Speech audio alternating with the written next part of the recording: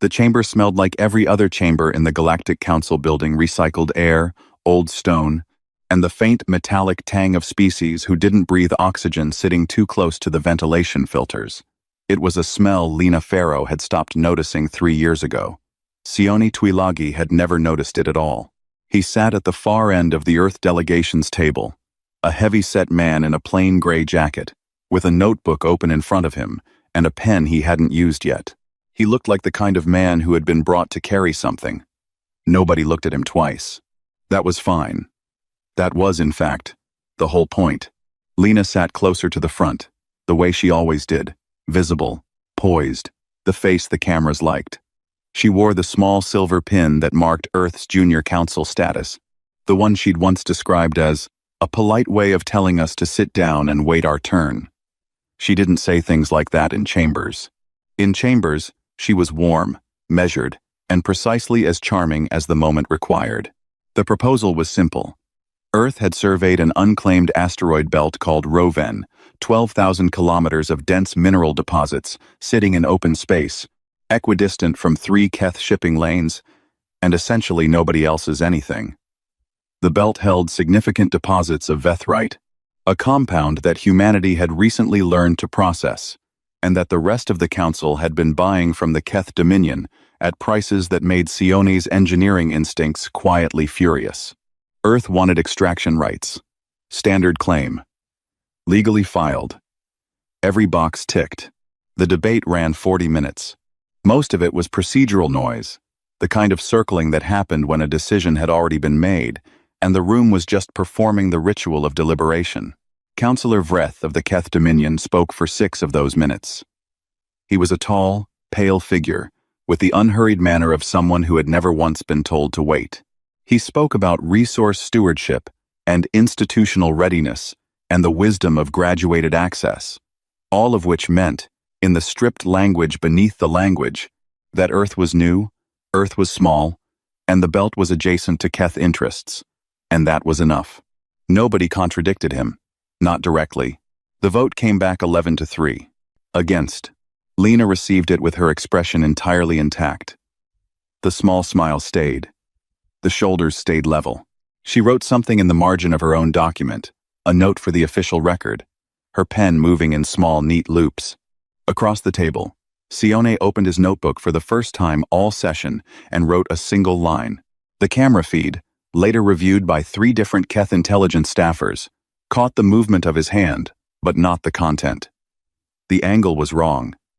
They filed it as inconclusive. Vreth watched the Earth delegation gather their materials.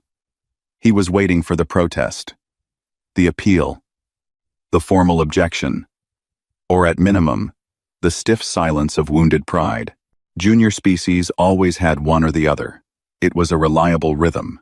You voted them down, they bristled, they filed paperwork that went nowhere, and eventually, they returned with a revised proposal and a better understanding of their position in the order of things. The Earth delegation thanked the chamber, formally, without stiffness. Lena shook hands with the 2 council members closest to the door. She asked one of them, a Valori representative, who'd voted against about his ongoing restoration project, because she knew about it, and knew he liked being asked. He was visibly pleased. She moved on before he could feel the irony of it. Sione was the last to leave. He didn't speak to anyone. He closed his notebook, put the pen in his jacket pocket, and walked out at the same pace he'd walked in. The press was clustered at the base of the wide steps outside the chamber building, held back by the usual barriers, their recording equipment tracking Lena the moment she appeared. The afternoon light of the station's artificial sun was white and a little harsh. She walked into it without squinting. Ambassador Farrow. The first question came before she'd reached the bottom step. The council voted down Earth's claim to Roven. 11-3. What does Earth intend to do? Lena stopped at the right distance from the cluster of microphones, close enough to seem open, far enough to maintain the frame she wanted. She let one beat of silence pass. Not a wounded silence. Just the ordinary pause of someone who isn't in a hurry.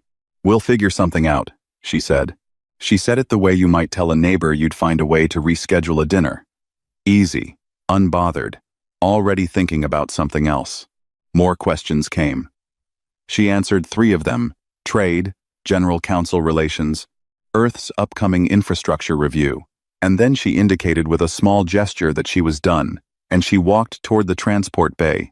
And the press let her go because there was nothing in her manner that suggested they were missing anything. Sione was already in the transport. He was looking at the line he'd written. 1 sentence, in his plain handwriting, taking up less than 2 centimeters of the page. He didn't read it again. He'd written it because writing helped him think, and he'd already thought it through completely before the vote had even finished coming in.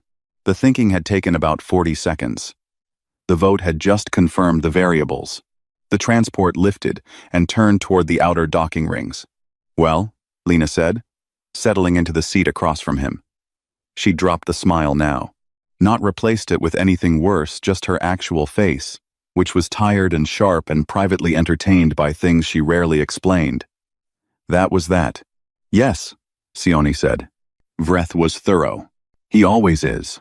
She looked out the window at the station's curved horizon.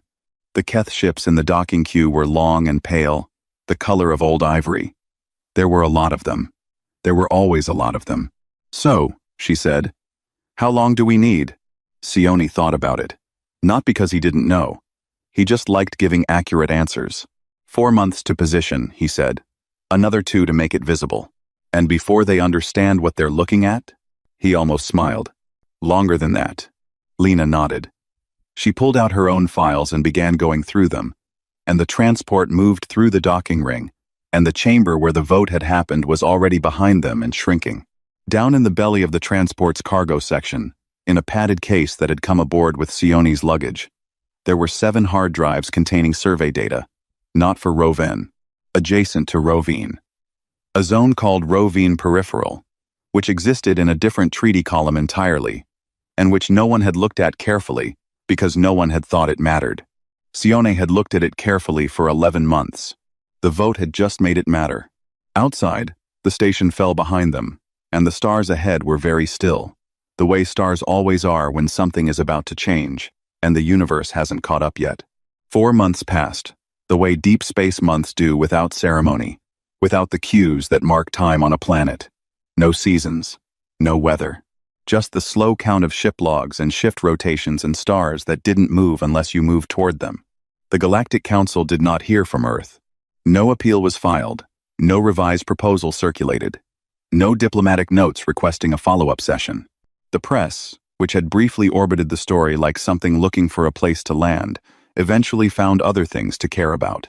The vote against Earth's Roven claim faded into the background noise of council business, one more closed door, in a building made of closed doors. Councillor Vreth received regular briefings on Earth's diplomatic activity. He read them. They confirmed what he expected. A quiet period. Institutional humility. The normal recalibration of a junior species learning how things worked. He told 2 colleagues privately that humanity was, on reflection, more sensible than it sometimes appeared. He filed that thought and moved on to larger concerns. He was not paying attention when Sione Tuilagi boarded a long-range transport and disappeared into the outer belt. Sione didn't announce the trip. It wasn't secret, it was just unremarkable. His title was Director of External Resource Development, a role that had always involved travel. He'd been to the outer belt before, twice, on surveys that produced nothing worth noting. This trip looked identical in the transit logs. Same vessel class, same filed route, different cargo. The 7 hard drives had multiplied into 40 by now, backed up and cross-referenced, and matched against 11 months of treaty framework research conducted by a team of 6 legal specialists who were technically employed by an Earth-based mining consultancy with a name no one outside the industry would recognize. Sione had funded them out of a budget line labeled Geological Survey Operations. This was accurate. It was also, like most accurate things, incomplete. Roven Peripheral sat 0.4 astronomical units outside the boundary of the original Roven claim. In practice, this was not a large distance, a short journey by any ship with functional drives. In legal terms, it was the distance between one treaty column and another. The original Rovine claim had been filed under the Meridian Resource Accords, which governed primary belt territories. Roven Peripheral fell under the Outer Boundary Compact, an older agreement, less scrutinized, written in an era when the space it governed was considered too sparse and remote to be worth fighting over. It had been too sparse and remote until Vethrite processing became something humanity was good at. The zone wasn't empty. It was just marginal lower density than the main belt, harder to extract from, requiring the kind of patience and engineering tolerance that most council species didn't bother with for secondary deposits. The Keth had looked at it twice and classified it as low priority. Vreth's own survey teams had tagged it in their records as noted, not actioned. Sione had spent 11 months quietly noting everything about it. There were 11 claims in the filing package. Not one large claim, 11 interlocking ones. Each filed under a different article of the Outer Boundary Compact, each modest enough individually that none of them triggered the threshold requiring council review before provisional approval.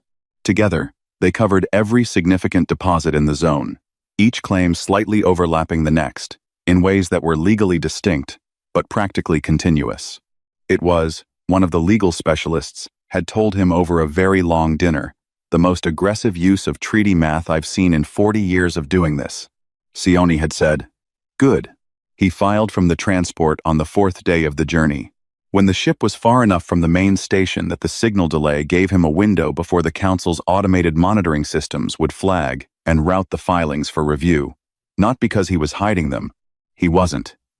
They were public filings, accessible to anyone who looked. He just preferred that the provisional approvals come through before anyone thought to look. 9 of the 11 cleared provisional review in 72 hours. The other 2 were flagged for secondary review, which was normal procedure, and would resolve in 30 days, regardless of outcome. By the time Sione's transport reached the outer belt, Earth held provisional operational access to 9 claim zones, covering roughly 60% of Roven Peripheral's known Vethrite deposits. He spent 2 weeks out there. He walked the survey sites, or rather, he floated them in a suit that was too large for the transport's locker and smelled of someone else's long trip. And he confirmed, with his own engineering instincts, what the data had told him. The deposits were extractable. Harder than the main belt, yes. Slower, yes. But workable, with the right equipment and the right timeline. He sent one message back during those 2 weeks, to Engineer Commander Dara Osei. The message was 4 words. Site confirmed. Begin construction. Dara Osei was not a diplomat. She was not a negotiator, not a political figure, not someone whose name appeared in council briefings or press records. She ran Earth's deep space construction fleet, which was a title that made her sound like a project manager and obscured the fact that she commanded 12 heavy-build vessels, 87 specialist crew, and a logistical operation that could erect a functioning deep space installation from flat components in 90 days. She had been ready for 4 months. The installation was designated a navigation relay station, a structure that broadcast positional signals to assist ships moving through the outer belt's more complex gravitational corridors. Navigation aids fell under a separate treaty framework from resource installations. They required no council approval. They required only a 30-day notice of construction, filed with the council's transit authority. Dara filed the notice the same morning she received Sione's message. The transit authority logged it at 0340 station time, processed it automatically, and sent an acknowledgement. The acknowledgement went to an inbox. The inbox was monitored twice daily. Nobody saw it until 17 days later, when a Keth long-range survey ship doing routine outer belt mapping reported an anomalous structure on its scans. The report was filed to the Keth Dominion's Outer Territory Division, which passed it to their council liaison, who checked the transit authority records and found the notice. By then, the skeleton of the relay station was up. Dara's crew had been working in 3 shifts. They were good at this, not fast in a showy way, but steady in the way of people who understood that steady won. The structural frame was sealed. The first antenna array was test running. The crew quarters module was pressurized and occupied. The Keth liaison pulled up the registration details. Navigation relay. 30-day notice. Properly filed. all within regulatory framework. He sent his report to Vreth's office. Vreth read it that evening. He sat with it longer than he usually sat with reports. The word that came to him, unwillingly, was not worry. Not yet. It was something smaller and more uncomfortable. He thought, these people are not sulking. He sent for a full briefing on Sione Tuilagi. He should have sent for it 4 months ago. The emergency session was called on a Tuesday, which was a council designation that meant nothing in deep space, but that everyone used anyway, because shared calendars required shared fictions. The chamber filled faster than usual. Word had moved through the station in the quiet, lateral way that important things always did not announce, just present suddenly, like a change in air pressure. Sione arrived with Lena and 2 junior staff members who carried the document cases. He wore the same gray jacket. He sat at the same end of the table. Lena took her usual seat near the front. She had the small silver pin on. She had not removed it during the 4 months of silence, though she'd privately told one colleague it was like wearing a name tag that said times hello, I'm manageable. She kept it on because it was useful. Things that made other people comfortable were useful. Vreth opened the session without preamble. He was controlled, but the control was visible now, a thing he was working at rather than resting in. 11 legal challenges. He presented them in order, each one targeting a different claim in Sione's filing package. The language was dense and precise. The council's legal attachés had worked quickly. Some of the arguments were genuinely strong. 2 of the claims had boundary definitions that were, under a strict reading of the compact, arguably ambiguous. 3 more relied on an interpretation of extraction zone that Vreth's team said was too broad. The remaining 6 were challenged on procedural grounds, the filing method, the order of submission, the notice periods. It was a serious and thorough dismantling. Vreth sat back when his team finished and looked at Sione with the expression of a man who had delivered something large and expected it to land. Sione said, "May I respond?" Vreth indicated that he could. Sione opened his notebook. He had numbered his responses, which was either very organized or quietly theatrical, or both. He started with the 2 genuine challenges, the ones about boundary definitions. He cited Article 14, subsection 3 of the Outer Boundary Compact, which contained a clause about contiguous mineral formations that permitted a claim to include adjacent deposits if they were demonstrably part of the same geological structure. He had geological survey data, the kind that took 11 months to compile, showing that the disputed deposits were, in fact, contiguous with the undisputed ones. He offered to enter the survey into the formal record. He moved to the 3 extraction zone challenges. He cited the compact's own definition section, written in 2200 GSC, which used the phrase operational extraction area and defined it by functional scope rather than fixed radius. He had a precedent, a Valori claim from 60 years ago, approved under identical language, which had used the same functional scope definition. The Valori representative in the room shifted in his seat. He moved to the 6 procedural challenges. He walked through each one. Filing method. Compliant, under Article 7. Order of submission. Compliant, under the simultaneous claim provision that predated the compact's most recent revision. Notice periods. All met. Documented. Time-stamped. He closed the notebook. "I would note," he said, "that the relay station is a separate matter. It was filed under transit infrastructure law. It is not a resource installation, and does not fall within the scope of any of these challenges." The room was quiet, not the polite quiet of a chamber waiting for the next speaker. The denser quiet of people, recalculating. The session ran 9 hours. Vreth's team regrouped twice and returned with refined arguments. Some of the refined arguments were better. Sione answered those too. Lena handled the procedural disputes, the ones about timelines and formatting and the mechanics of council review, with the same warm, unhurried precision she brought to everything. She never raised her voice. She never needed to. At the end of the 9th hour, the council's independent legal arbiter, a Torvan named Essek, who had a long-standing reputation for being difficult to pressure from any direction, delivered a preliminary ruling. 9 of the 11 claims, valid. Provisional approvals confirmed. 2 claims, Referred for 30-day secondary review. Outcome pending. Vreth asked for a recess. It was granted. During the recess, Sione stood in the corridor outside the chamber and drank water from a small flask he carried. He looked at the far wall. He was not celebrating. He did not have the manner of someone celebrating. He looked like a man checking items off a list in his head. Lena came and stood beside him. 9, she said. Yes. You expected 9? He thought about it. I expected 8. 9 is better. She looked at the corridor ceiling for a moment. Vreth is going to come back in there and ask when you planned this. Sione recapped the flask. Probably. What are you going to say? He said nothing, which was its own answer. When they returned to the chamber, Vreth did ask. He asked it plainly, which was the most direct Sione had seen him be. There was something in the question that was less diplomatic challenge and more genuine need to understand the bewilderment of a skilled player who has found a move on the board that he cannot trace back to its origin. Sione picked up his notebook. He looked at the single line on the first page. He closed the notebook. We appreciate the Council's diligence in reviewing the claims, he said. We look forward to the secondary review resolving in the standard time frame. Vreth looked at him for 3 full seconds. It was not the look of a man planning his next argument. It was the look of a man revising a much earlier assumption. The session adjourned. Outside, the relay station kept building.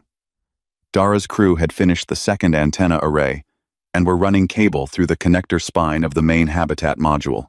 They worked in the particular silence of deep space construction, the kind of silence that is actually full of small sounds, suit comms, and tool clanks, and the faint hiss of a welder's arc, but which from a distance looks like nothing at all. A Keth monitoring satellite passed within scanner range that evening. It recorded the station's progress, as it had been recording it for weeks. The data was transmitted, logged, reviewed. In his office, Vreth read the latest construction report. The station was 60% complete. He sat there for a while. He was a methodical man, and methodical men, when they are surprised, do not shout. They trace back. They try to find the point where the path forked, where the other party made the move that set everything in motion, where it all began. He had voted on a Tuesday in a chamber that smelled of recycled air. He had looked at Sione Tuilagi and seen a junior diplomat who had come to ask for something and been told no. He was only now understanding that he had not been looking at a junior diplomat. He had been looking at an engineer. And to an engineer, a closed door is just a problem in geometry. The secondary review resolved in 26 days, not 30. Both remaining claims were confirmed valid. 11 for 11. Earth now held operational access to every significant Vethrite deposit in Rovine Peripheral. The 9 confirmed claims covered approximately 70% of the zone's mineral yield. The final 2 added another 12%. The original proposal, the one the Council had voted down in 40 minutes, had asked for extraction rights that would have yielded perhaps 45% of that. Nobody said this out loud in any official forum. The arithmetic was available to anyone who wanted to do it. Most people didn't want to do it. The relay station was completed on a Thursday. Dara Osei's crew ran a full systems test, confirmed operational status on all arrays, and sent the activation report to Sione's inbox with a message that read, in its entirety, "Done. Coming home." She was not a woman who added words to things that didn't need them. The station's location had been selected for navigational utility, which was real and not invented. There genuinely were ships in the outer belt that would benefit from better positional data in that sector. But the gravitational geometry of where it sat meant something else too. The fastest corridor through the outer belt, the route that cut travel time between the inner council systems and the far station clusters by nearly a third, passed directly through the relay's operational range. Every ship using that corridor would receive the relay's signals. Every ship using that corridor was, in a practical sense, operating within arm's reach of an Earth-managed installation.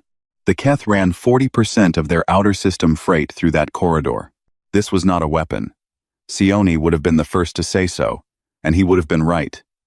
The station broadcast navigation data. It didn't stop ships. It didn't charge fees. It didn't inspect cargo or assert territorial rights. It was exactly what it was filed as. It was also, For any species that wanted to move goods through that part of space without friction, a very good reason to maintain a cordial relationship with Earth. The shift was subtle at first.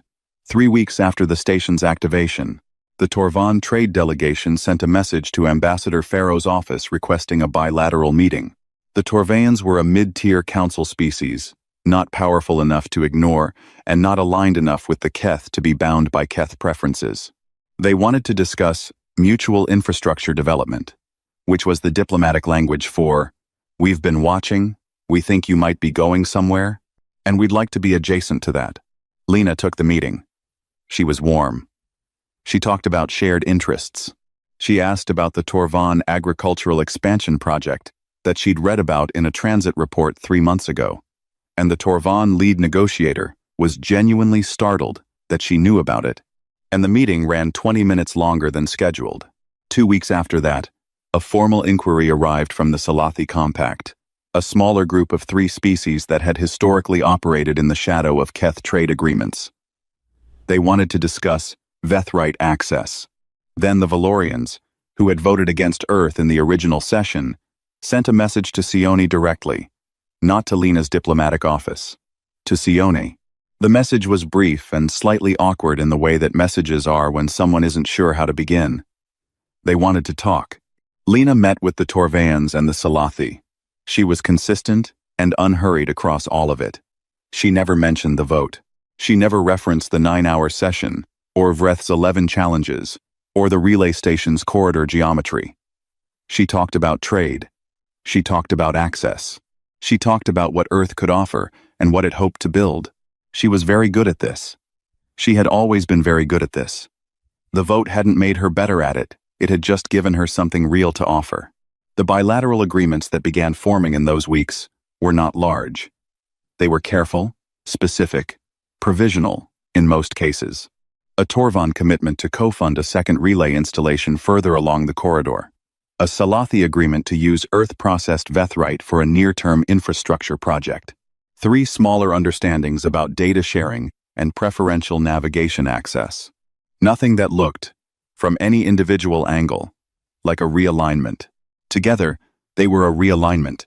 Vreth saw it. He was a smart man and a thorough one. And he watched the pattern emerge across his intelligence reports with the particular clarity of someone who understands that they are not seeing the beginning of something.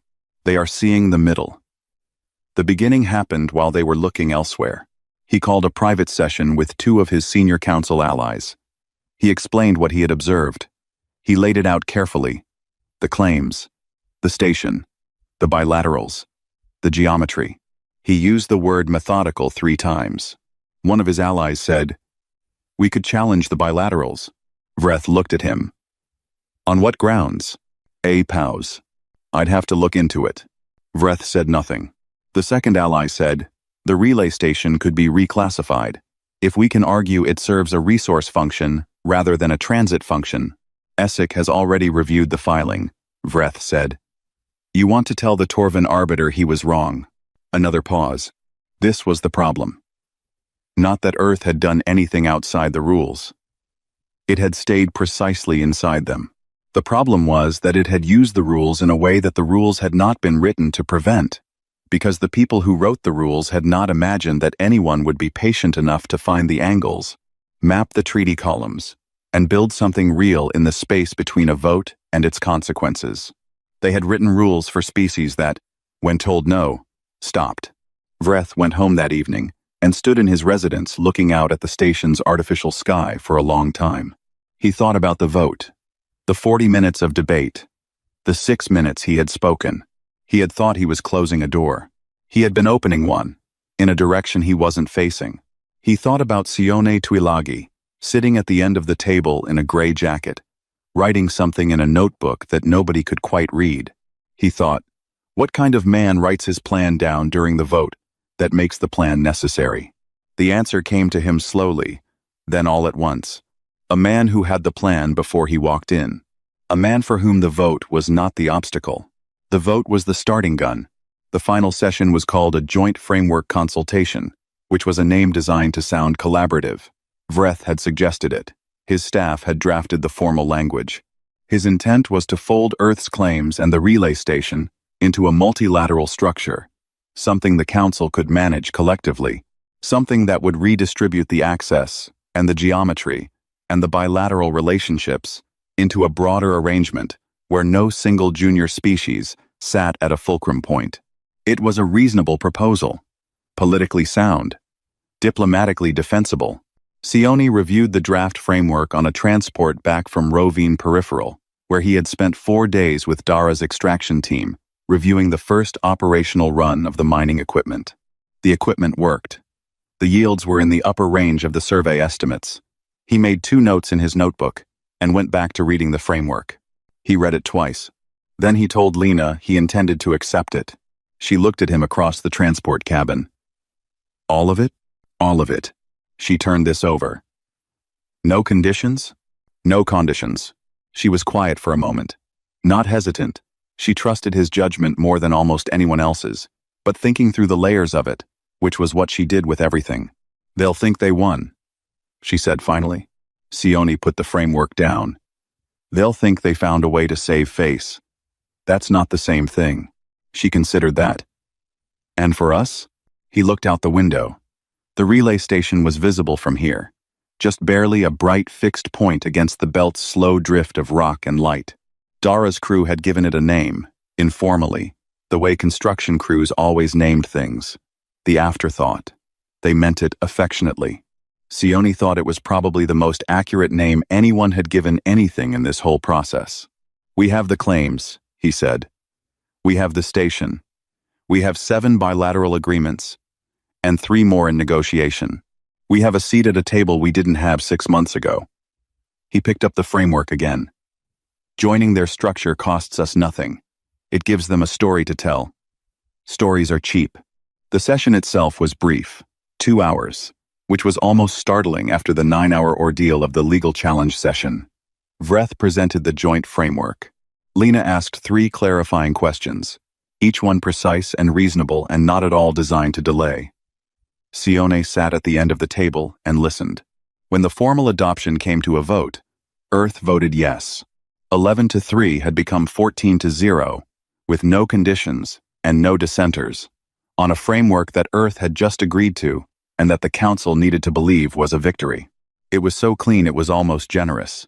Vreth moved through the post-session formalities with the careful composure of someone managing a great deal internally. He shook Lena's hand. He exchanged the standard courtesies with the other delegations. He was professional and thorough, and his face gave away nothing beyond ordinary diplomatic control. In the corridor after, his junior aide, a young Keth named Soveth, who was 3 months into his posting and had found the last several weeks deeply educational in ways his training had not prepared him for, fell into step beside him. "Counselor," Soveth said. He was trying to find the right phrasing. "The human director. Tuilagi. Would it be appropriate to ask?" "No," Vreth said. "I only thought—" Vreth stopped walking. He looked at Soveth for a moment, with an expression the aide couldn't read. "Ask," he said. Soveth straightened. "The notebook. The first session. Everyone noticed him writing during the vote. No one could read what it said. If you knew, it might help clarify the timeline, when they actually began." Vreth was quiet for 3 long seconds. "Ask him," he said. Soveth found Sioni in the outer corridor, near the building's main exit, fastening his jacket against the slightly overcooled air that always blew through the exits. He delivered the request with the slightly over-formal precision of someone trying to represent their principal well. Sioni heard him out. He didn't seem surprised by the question. He looked at the aide for a moment. Then he reached into his jacket pocket and took out the notebook. He found the first page. He turned it so Soveth could read it. 1 line. 8 words. "The vote is the project. Begin." Soveth read it twice. He thanked Tuilagi quietly and went back to Vreth. He relayed the message. Vreth stood with it. "The vote is the project. Not, if the vote goes against us, we'll move to Plan B. Not a contingency. Not a response to failure. The vote itself, the rejection, the closed door, the public diminishment of Earth's standing, had been the mechanism. had been useful, had given Earth something the Council couldn't take back. A provocation, clean and documented, that justified everything that followed, without requiring any of it to look like aggression. You couldn't challenge a man for using a door that your vote had opened. Vreth went home for the second time in 2 weeks, and stood at the same window. The station's false sky was cycling toward its evening setting, the light shifting toward amber. It was a good imitation of a real sky. He had lived under it for 11 years, and he still noticed, sometimes, that it wasn't real. Sione Tuilagi had not, as far as Vreth could determine, spent a single day on a station. He had grown up on Earth, worked in outer belt mining operations, and spent most of his career in places where the sky was either real or absent entirely. He seemed comfortable with absence. He didn't need ambiance to think. In the morning, Vreth would return to work. There were other matters, other species. The Council had a full calendar that did not stop, because one junior member had, in 6 months, moved from the edge of the room to a position that 3 mid-tier species now considered worth maintaining a relationship with. The work continued. But he would think about this. He would think about the man who walked into a vote he expected to lose, wrote his plan in the moment of losing it, and treated the loss like a first step. That kind of thinking was not junior. That kind of thinking had no rank. Far out in the belt, the relay station broadcast its signals into the dark, steady, patient, and continuous. Ships moved through the corridor, Torvon freighters, Salathi cargo runs. The occasional Keth vessel, using the faster route, receiving Earth's navigation data whether they thought about it or not. Sione's transport had already left the station by then. He was on his way to the inner systems, to a meeting with the Salathi trade minister that Lena had set up 2 weeks ago. His notebook was in his jacket pocket. The first page still had the 8 words on it. He had already started the second page.